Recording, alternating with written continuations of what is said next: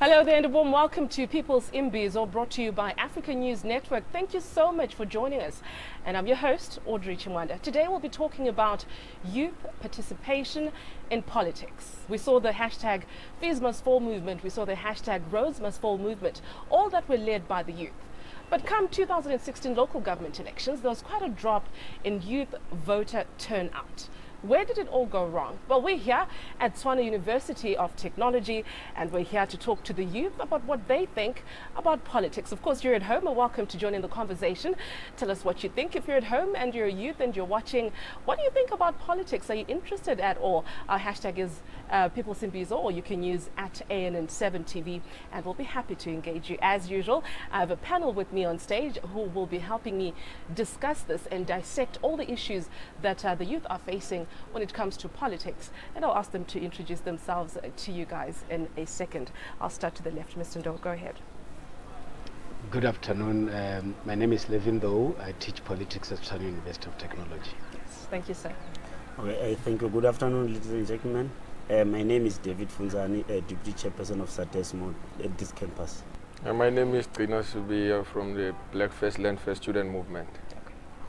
Good afternoon to you and the viewers. My name is Katlego Makyobola, a representative of the South African Student Congress. So there you have it. That's my panel for today, who will be helping us dissect the issues that the youth talk about and how it affects them, and youth participation in politics. The audience is here as well, students from Tshwane University of Technology who are studying politics. I'll start with you, Katlego. Thank you for joining us. What do you think happened with the local government elections? Let's start from there. We saw a very low voter youth turnout. We saw a lot of noise, though, when it came to social media on Twitter. We saw the youth representing their thoughts, their dissatisfaction, their satisfaction and their concerns about issues that affect them directly. It didn't translate to voter turnout. Yes, thank you once again. I think we should start discussing the problem itself rather than the symptoms. Yes, that's what I'm asking. What happened? What was the problem? Okay. The symptom was what happened with the local government elections. The youth didn't really come out to vote. So what was the problem? I think the main problem is that there are a lot of problems that the youth are facing, but government is turning a blind eye on. For an example, we've been singing the song of free education for such a long time, and we've been saying that government must do away with loans because South Africa, you'll know that we have been disadvantaged, particularly the black youth.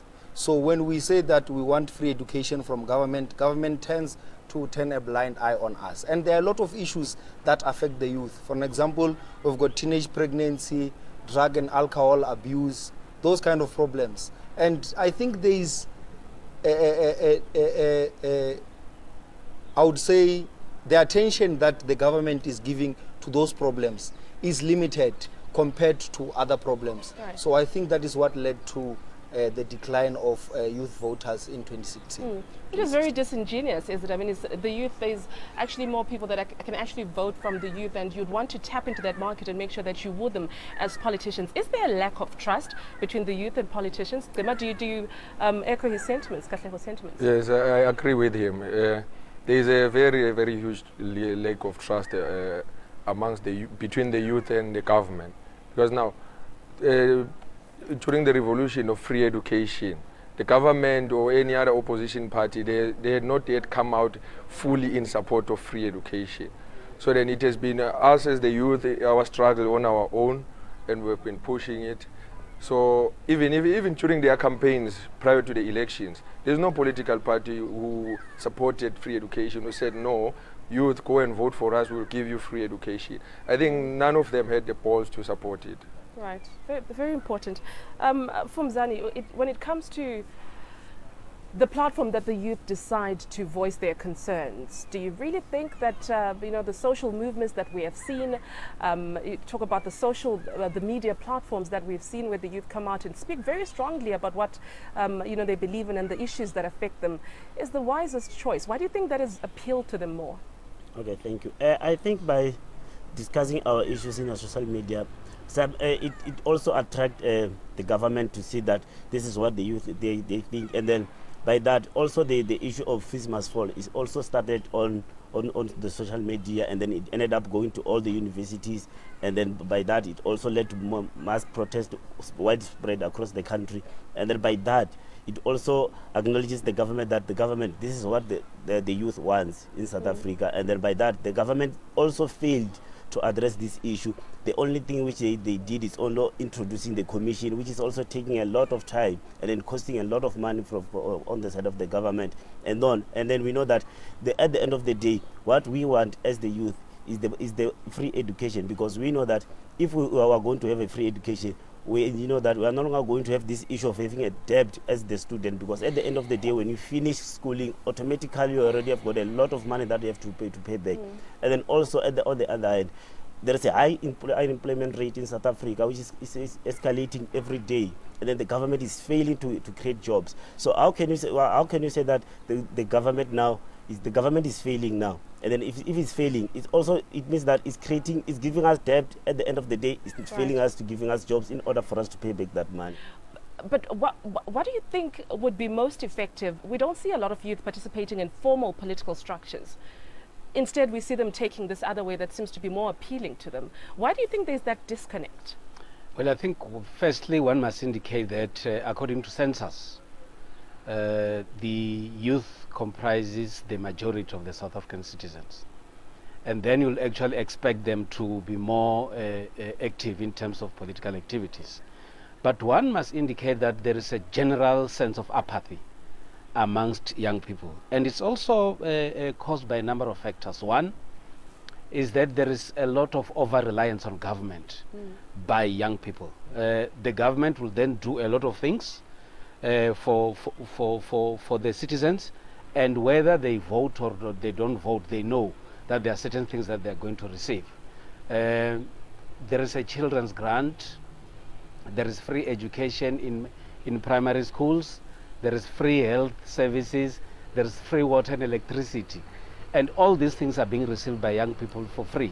And whether there is a new administration or not, what then happens to young people is to say, there are certain things that whether we like it or not, we're getting these basics. Why then do I vote? But another aspect as well is that if you look at how the government is comprised in South Africa, it's mainly old people. And then it does not give sufficient space for young people to actively participate in the governance of the Republic. And that creates a situation where they would say, we don't want to participate. One other aspect that I think is very, very important is to say that there is potential amongst young people in South Africa, and they can be able to direct South Africa in greener pastures if young people are given sufficient chance to participate. Right, so the structures in formal, politics is not giving the youth an opportunity. I want to engage you guys if anyone has a comment.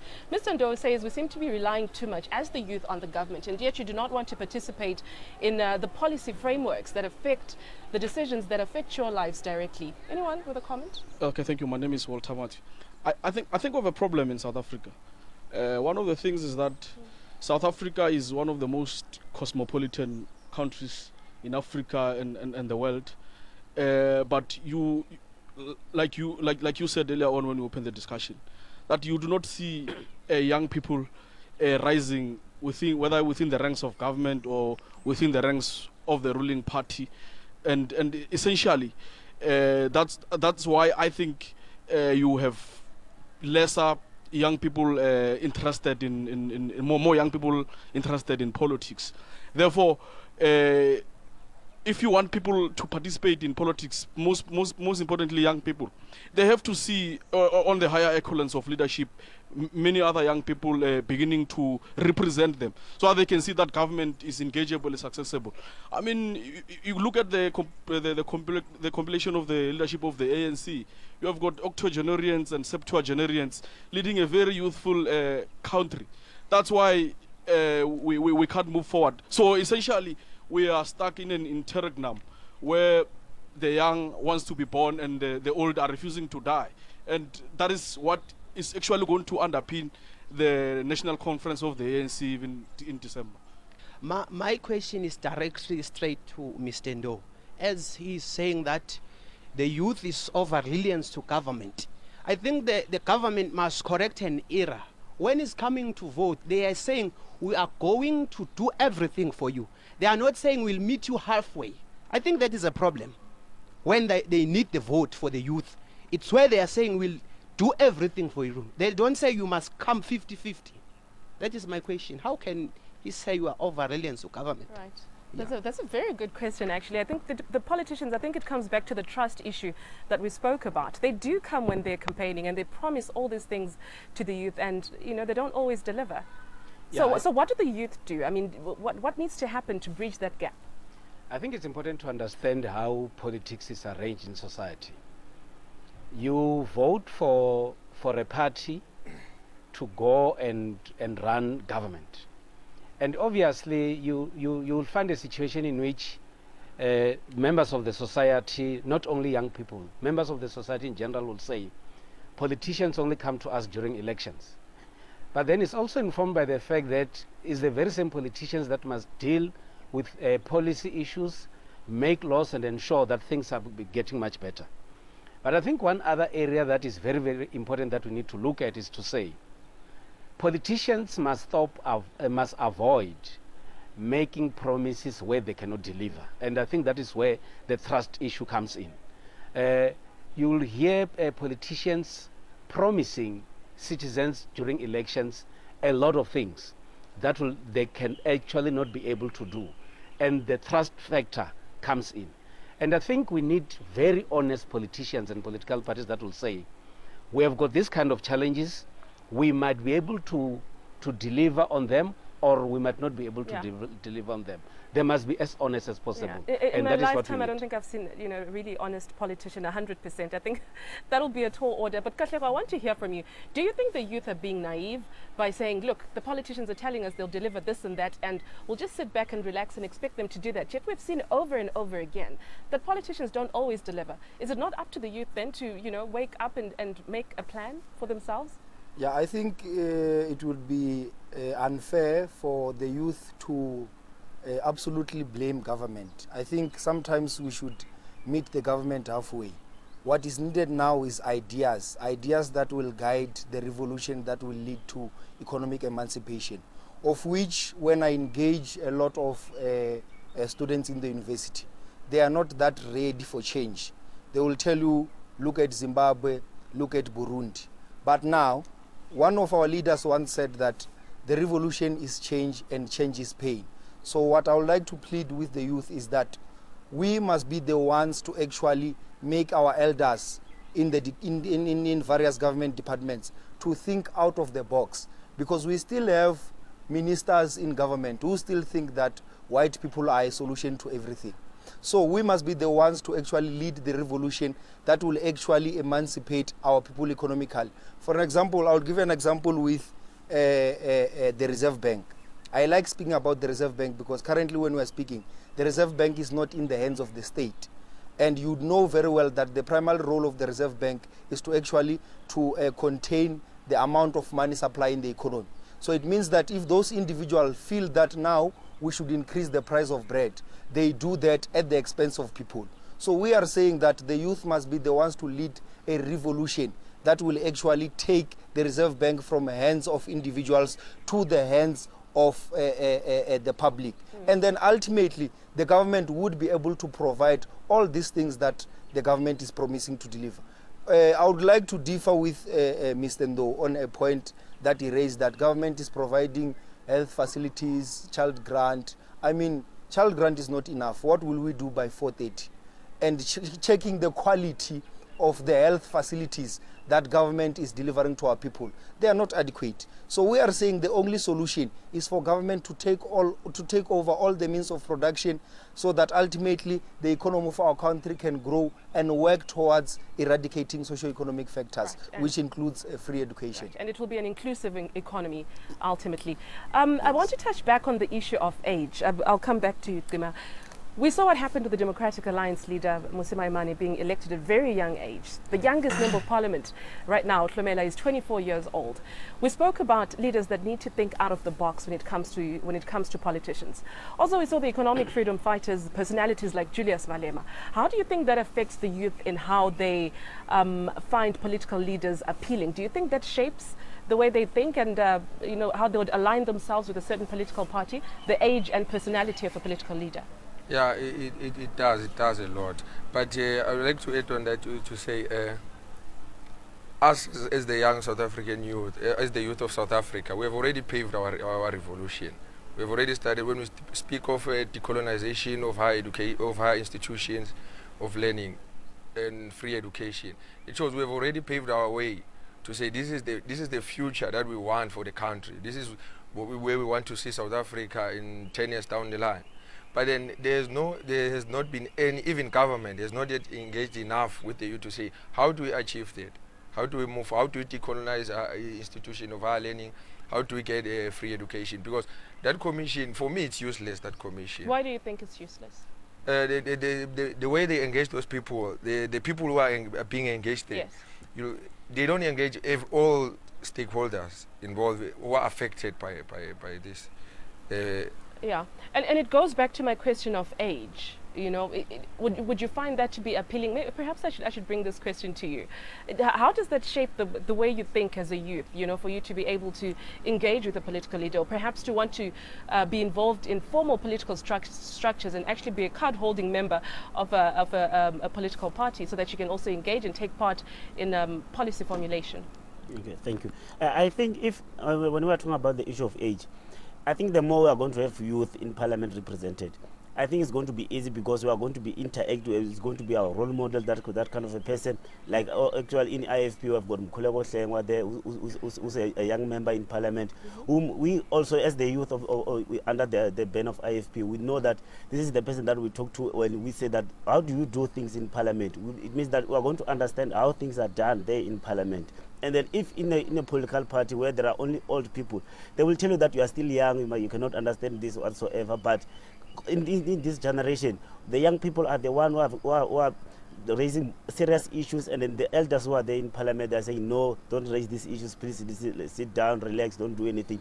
And then we know that when in South Africa, if you are going to raise issues and then you are going to protest, you are going to be victimized, you are going to be taken to court, and then you are going to say that you have vandalized property and everything. Since we know now, even now, the people who are leading fees must fall, others are still attending courts and everything. And then now it takes us as the youth to say that, if we say that we are going to take a protest to the government, it means that we are going to be victimized also, all of us. And then by that time, if you are going to be victimized, you are going to be taken to court. Automatically, you are losing academic schooling also on the side, and then which is going to be affect you on your future. And then on the other side, you are going to end up having a criminal record at the end of the day. And then which is not what we want as the youth, because the government should be the one giving us the platform to address our issues, not this thing of saying that we are taking a commission, because in commission it's only designated for certain people to go there and talk, but not everyone as the students. Mr. Ndov, your reactions?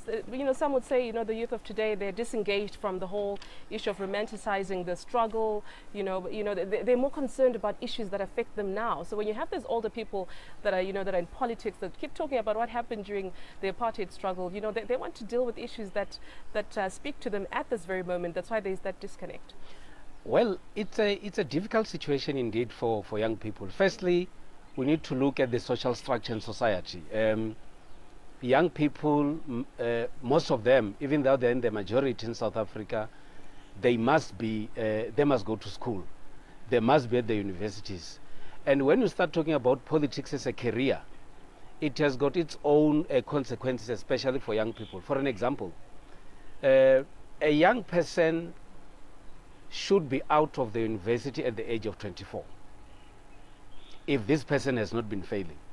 And obviously, if this person has to take politics as a career, that person can then start being actively involved in politics from that age.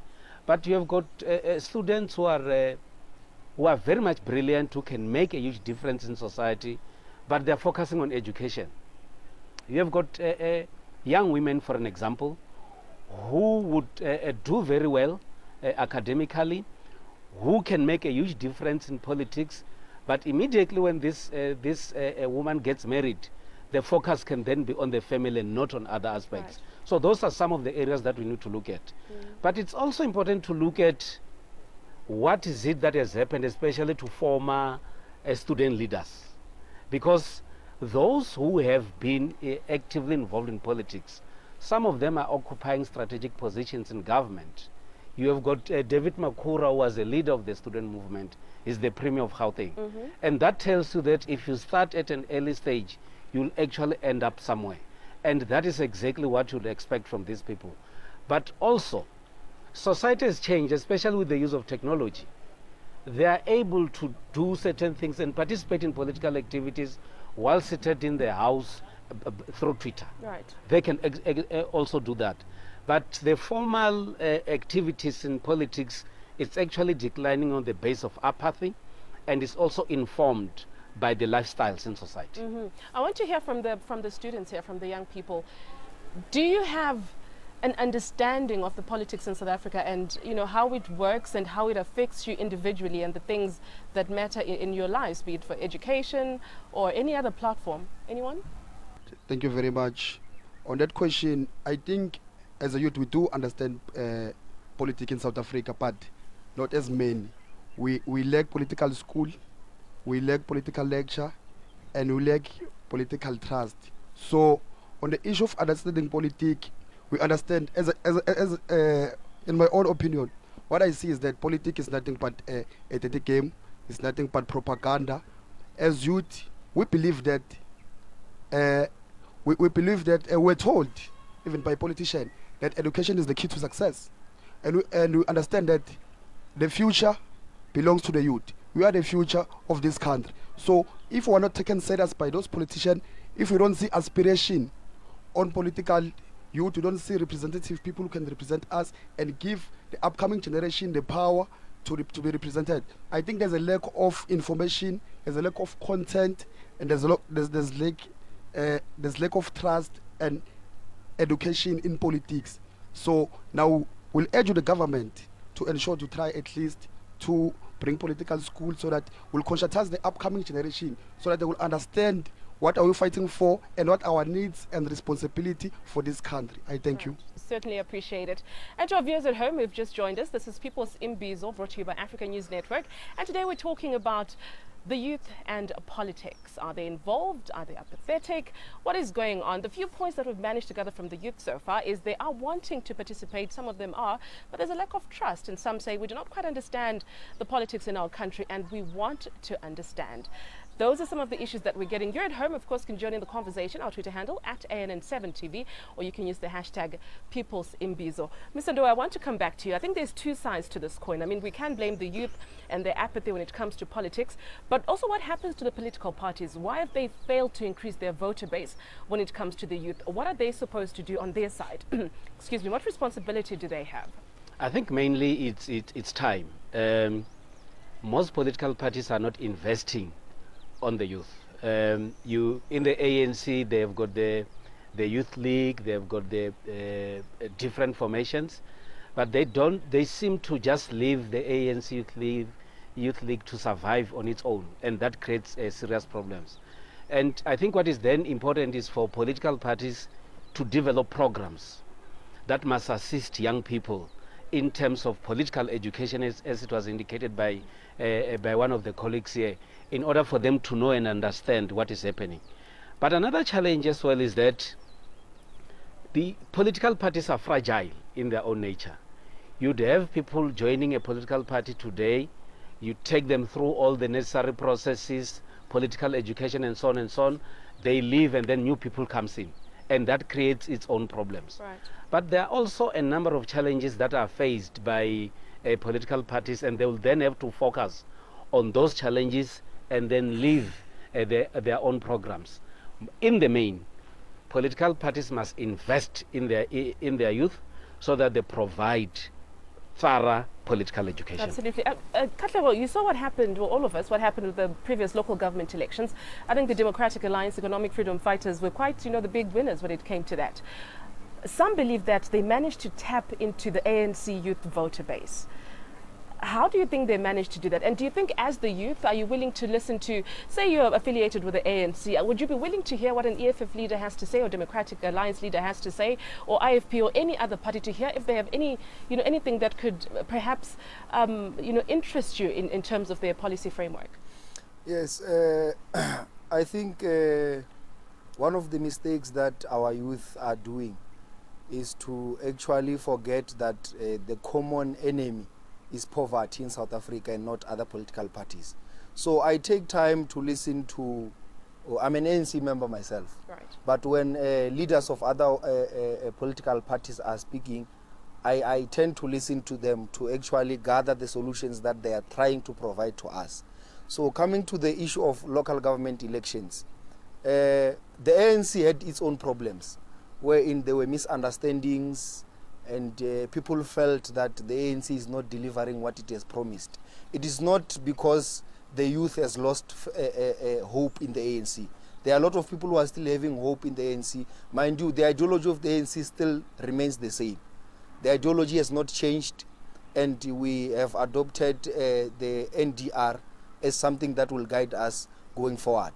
So people are just frustrated by the way people are leading the ANC in this current moment. You'll hear in TVs when the youth speak, they'll tell you that if who leaves the ANC, I'll come back to the ANC. So it's not a problem of the ANC not, the youth not having hope in the ANC, but certain individuals failing the ANC. Okay. So I think that if certain members could leave the ANC, because the ANC is still the same ANC of Nelson Mandela, Oliver Tambo, and Albert Luthuli. What has changed is that we have removed people who are genuine leaders and replaced them with people who are not honest. Right. So the ANC is still the same ANC. So as an ANC youth, would you say personally that you have a problem with the current leadership of the ANC, and this has resulted in perhaps a hemorrhage when it comes to the youth voter base? Yes, I would say, yeah, we are very disappointed in how the leadership of the ANC is conducting itself, particularly on issues that affect the youth directly. I will touch unemployment. Unemployment is a very serious issue, and this is causing a serious problem again, to say we are no longer having people who are choosing careers because they are passionate about careers, but they go to careers because those are the only available careers. For an example, in TUT, we've got a lot of students who are doing education, but you will see that they don't have the necessary skills to deliver education. They are just doing education because there's Funza Rushaka, and they will promise that after obtaining their degrees, they will get employment. So that creates a problem in schools, because you'd find a teacher delivering something that he or she does not understand himself. Right. So when there is enough employment, people would wait. I would say that, no, I've got a degree in public management. I'm not in a hurry because my parents are employed. They're able to assist me where they can. I'll wait for my opportunity rather than taking an opportunity that I do not even understand and end up failing people. So I think if the government can try to resolve this issue of unemployment, which can also be addressed through delivering free education, because you'd find that the solution to this economic stagnation is in a mind of a person who cannot afford to actually come and study university. I'll ask you to hold on to your thought because we're about to wrap up to go on a break right now. Just want to hear from Gina. Apologies. Would you be willing, I want to ask this question across to all of you guys, would you be willing to listen to a political leader that is not from the perhaps political party that you're affiliated to? Is that something that you'll be open to? Yes, it is something that I does a lot. I do listen to other political leaders to understand whatever that they are trying to say. For instance, I listened to the leader of the EFF when he spoke about expropriation of land without compensation. He was right on that. When he spoke of nationalizations of mines and banks, he was right of that. So I do listen to, I do open my mind to other political leaders and listen to them as to what is it that they have for us as the youth of South Africa. Right. Zani, would you be willing to pick and choose from different political parties, their policies, and something that would speak to you and resonate with something that you'd be interested in? Yeah, I do listen. Remember that when you listen as the student leader, you must also know that whatever each and every political leader is talking, as long as it affects the black child, which is in South Africa, it's most of important to anyone. As long as the leader is going to be talking about solutions which are going to bring a change to all of us as a whole. It doesn't matter who's talking about those changes. It doesn't matter is Jacob Zuma or whatsoever. It doesn't matter. As long as the solutions are going to better the lives of us, all of us in South Africa, that's when I do listen to. Right, to and there you have it. Well, it's time for a very short break. Are you still watching People's Imbizo? After the break, you want to come back and listen to this. We'll be touching on issues of the demographics of the youth, the sex, the gender, and how they're represented, and the race as well when it comes to youth participation in politics in South Africa. We'll be back after a very short break. Just stay with us.